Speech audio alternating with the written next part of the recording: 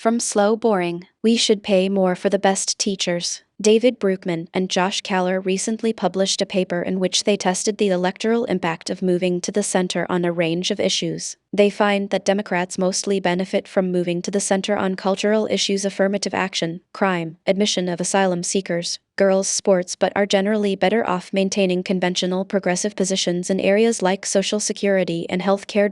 I wrote about these findings broadly in the New York Times, but there is one very interesting exception to the culture/economics pattern that's worth talking about in detail: performance pay for teachers. In theoretical terms, the main import of this paper is to establish that adopting a more moderate view improves your electoral performance only if the more moderate view is more popular. In most instances it is, but that's not always the case. On this issue, they tested 3 positions. Liberal: it should be difficult to fire teachers, and their pay should primarily depend on how long they have worked as a teacher. Conservative: being a teacher should be like any other job, where better teachers get paid more and worse teachers can be easily fired or get paid less. Centrist: it should be difficult to fire teachers, but better teachers should get paid more than worse teachers. In contrast to the cultural issues, where moving to the center helps Democrats, this all sounds a little tedious and technical. But Broockman and Kalla find that attributing the centrist position to a Democratic candidate has a larger impact on that candidate's vote share than moving to the center on girls' sports teams, on asylum, on gender transition surgeries for minors, or on prison sentences for property crimes. The impact is bigger than embracing an all-of-the-above energy policy rather than one that is renewables only. In fact,